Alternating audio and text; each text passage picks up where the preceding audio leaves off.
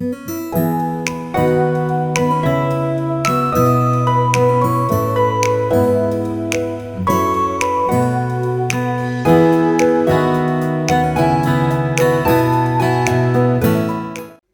Hello, good morning सगळ्यांना. मी सीमा. स्वागत आहे आपल्या सगळ्यांचं किचन सवंगडी आणि मी या चॅनलमध्ये.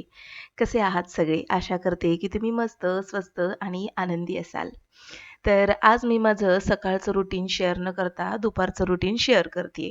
दुपार म्हणजे काय? तर आता वाजत आलेले आहेत 12:15. तर सकाळचं रुटीन आज काही मला शेअर करता आलं नाही. कारण की सकाळ नेहमीसारखीच रोजचीच घाई-गडबडीत, धावपळीत गेलेली आहे. तर म्हटलं की चला आज दुपारचं रुटीन थोडंसं तुमच्याशी शेअर करता आलं तर नक्कीच करेल.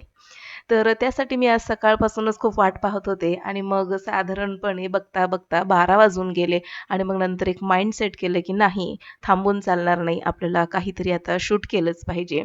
आणि मग उठले आणि मग आता लागलेली आहे मी माझ्या कामाला आणि सोबतच इथे माझं शूटचं काम देखील सुरू आहे. तर सकाळचा क्लास माझा जवळपास 11:30 वाजता संपतो आणि क्लास संपून झाल्यानंतर जी राहिलेली कामं असतात, तर ती कामं मी इथे करायला घेते. तर काय कामं राहिलेली असतात, तर सकाळची भाजी चपाती तयार झालेलीच असते. ज्यावेळेस मी सकाळी मॉर्निंग वॉकला जाते, त्यावेळेस माझं किचन सगळं आवरलेलं असतं, पिण्याचं पाणी भरलेलं असतं आणि कपडे मशीनला देखील लावून झालेले असतात, झाडलोट झालेली असते. आणि कधीतरी लादी पुसून झालेली असते. जर कधी मला वेळ मिळाला नाही, तर मग क्लास झाल्यानंतर मी ती लादी पुसते आणि मग राहिलेला स्वयंपाक म्हणजे जसं की भात, आमटी आणि कधी क्वचितच एखादी भाकरी वगैरे मला करावी लागते. तर इतकं थोडंसं असं काम माझं शिल्लक असतं. तर थांबून चालणार नसतं आपल्या गृहिणीला. गृहिणी म्हटलं की घरातील कामे काही संपत नाही आणि म्हणूनच मला असं वाटतं की गृहिणी असणं हे सर्वात कठीण कामापैकी एक काम आहे. असं तुम्हाला वाटतं का? आणि जर खरंच असं जर तुम्हाला वाटत असेल ना, तर मला कमेंट सेक्शनमध्ये नक्की लिहा. तसं का वाटतं मला? आता हे वाटण्याचं एक महत्त्वाचं कारण म्हणजे बघा ना, सकाळची ड्युटी संपली म्हणजे सकाळी जवळपास माझा दिवस 5:15 ते 5:30 सुरू होतो. ते कंटिन्यू ते माझं कामाचं रुटीन सकाळचं, दुपारचं, संध्याकाळचं आणि मग रात्रीचं रुटीन अशा प्रकारे एकापाठोपाठ एक रुटीन हे सुरू असतात. कुठेही ब्रेक असा मिळत नाही. आणि हे रुटीन साधारणपणे रात्री 11:30 वाजेपर्यंत चालू असतं. बरं हे सगळे कामं एका दिवसाची नाहीयेत बरं का. आठवड्याचे 7 दिवस म्हणजे 7ही दिवस हे रुटीन कंटिन्यू आपल्या गृहिणींचं चालू असतं. मग आता जे आपले मुलं आहेत, आपले जे नवरे आहेत, त्यांना आठवड्यामध्ये रविवार ही एक सुट्टी मिळते. पण तशी एक सुट्टी आपल्याला मिळते का बरं? तर अजिबातच नाही. जेव्हा सुट्टी असते ना रविवारची किंवा इतर हॉलिडेज म्हणा, त्या दिवशी काम हे थोडंसं एक्स्ट्राचं वाढलेलं असतं. बऱ्याचदा असं मनात येतं, की आपल्याला एक दिवस सुट्टी मिळाली असती गृहिणींना आणि या गोष्टीची दखल मला असं वाटतं आपल्या सरकारने घेतली पाहिजे. गृहिणींना देखील 1 दिवसाची सुट्टी असावी. पण कसं होतं ना, की संसार आणि आपले जी ही परंपरा आहे, तर त्याच्यामध्ये म्हणजे आपली ही खाजगी बाब असल्यामुळे यामध्ये बाहेरची व्यक्ती कोणी लक्ष घालू शकत नाही.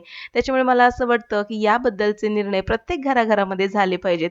पण असं जर झालंच ना, तर गृहिणींना खूप मोठी सुवर्णसंधी मिळेल असं मला नक्कीच वाटतं.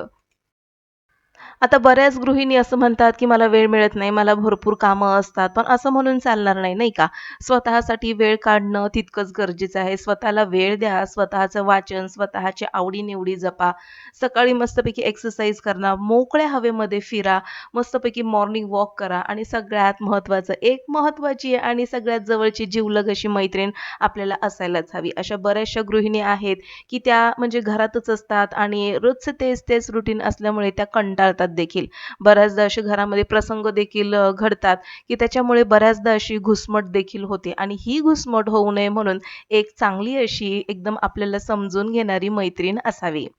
आता मी बघते ना, बऱ्याचशा अशा गृहिणी असतात मस्तपैकी त्यांचा एक WhatsApp ग्रुप असतो किंवा मग ते महिन्यातून एखाद्या वेळेस मस्तपैकी एकत्र येतात, भेटतात. खूप साऱ्या चर्चा, हसी मजाक अशा ह्या गोष्टी करत असतात. छान वाटतं आणि तितकंच मन मोकळं आणि आपलं जे माइंड आहे ते तितकंच फ्रेश देखील होतं.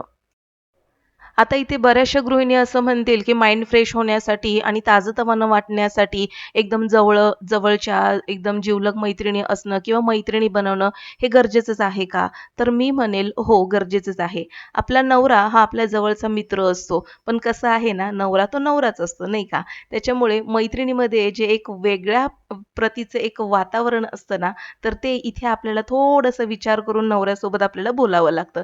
कधी-कधी हे मोकळं वातावरण बोलता-बोलता वाद होण्याची देखील शक्यता असते आणि म्हणून मैत्रीण नावाचं एक महत्त्वाचं असं एक नातं आपल्यामध्ये असणं खूप गरजेचं आहे.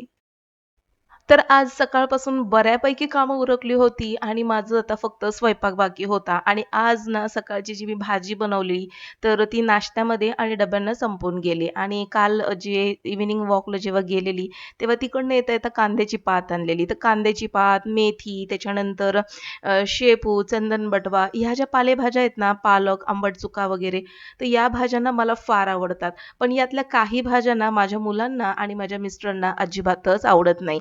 आणि म्हणून त्यांच्यामुळे ना बऱ्याचशा पालेभाज्या घरामध्ये बनत नाहीत. पण असो, हल्ली मी या गोष्टीकडे लक्ष देणं सोडून दिलेलं आहे. ज्या पालेभाज्या मला आवडतात किंवा ज्या गोष्टी मला खाव्याशा वाटतात, त्या मी बिनधास्तपणे बनवते आणि त्या भाज्या माझ्या मिस्टरांच्या, मुलांच्या ताटामध्ये देखील वाढते. आता ते खावो किंवा न खावो ही त्यांची वेगळी बाजू आहे, तरी देखील मी बनवते. या भाज्या जर आपल्या पोटामध्ये गेल्या नाहीत, तर खूप साऱ्या विटामिन्स आणि मिनरल्सपासून आपण लांब राहतो. इथे आपली आवड, निवड या गोष्टी आपण थोड्याफार बाजूला ठेवल्या पाहिजेत. कांद्याची पात जेव्हा मी चिरत होते, तेव्हा मिस्टर बघून गेले आणि डोळे असे मस्तपैकी गोल फिरवून निघून गेले. मला कळालं, की ह्यांना कांद्याची पात खाण्यामध्ये काहीही इंटरेस्ट नाहीये.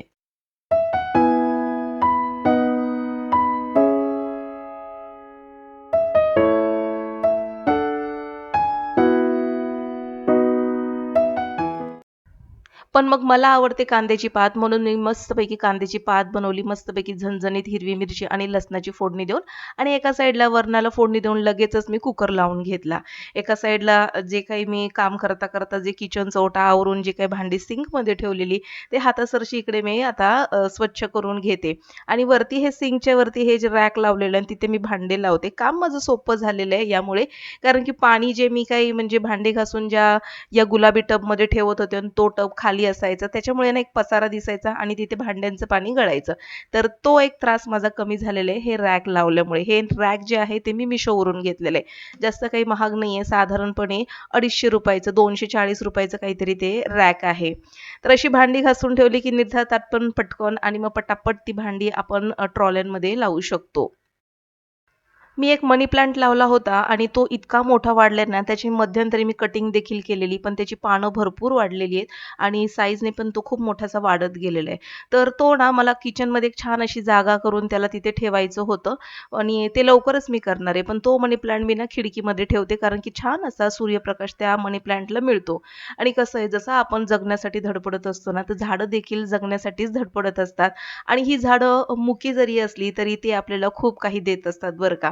आपल्या घरातलं चांगलं सकारात्मक वातावरण ठेवण्यासाठी झाडांची देखील तितकीच महत्त्वाची भूमिका असते. सकाळचं रुटीन माझं पूर्ण झालं. तसंच दुपारचं रुटीन देखील स्वयंपाक वगैरे करून, किचन ओटा आणि भांडी वगैरे आवरून, कपडे वगैरे सुकत घालून ते दुपारचं रुटीन देखील मी पूर्ण केलेलं आहे. तर गृहिणींचं कसं असतं ना, गृहिणींचं आयुष्य फक्त तिच्या कुटुंब सदस्यांभोवतीच आणि घरातील कामांभोवतीच फिरत असतं. आणि म्हणून ना, हे तेच रुटीन असल्यामुळे जेव्हा-जेव्हा आपल्याला कंटाळा येतो ना, तर तेव्हा-तेव्हा त्याच्यातून थोडासा ब्रेक घेणं खूप गरजेचं आहे. कंटाळा आलाय एखाद्या कामाचा, तर बिनधास्तपणे अर्ध्या तासाचा ब्रेक तुम्ही घेऊ शकता आणि त्या अर्ध्या तासाच्या ब्रेकमध्ये तुम्हाला आवडेल ती कामं तुम्ही करू शकता.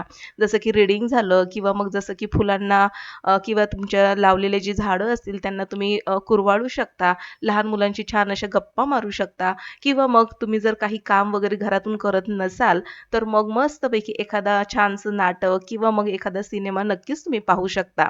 आता माझा स्वयंपाक वगैरे झाला होता. वेळ माझ्याकडे भरपूर होता. म्हटलं आता करू काय? तर 2-3 दिवसापासून मी एक पुस्तक वाचते आणि ते पुस्तक होतं महामाता रमाई यांचं. तर पुस्तक खूप सुंदर आहे. जर तुम्हाला ते वाचायला मिळालं ना, तर तुम्ही नक्कीच घ्या ते पुस्तक आणि वाचा. आपण गृहिणी म्हणून फक्त घर आणि घरातली कामं इतकंच मर्यादित न राहता थोडंसं आपण सोशल देखील झालं पाहिजे.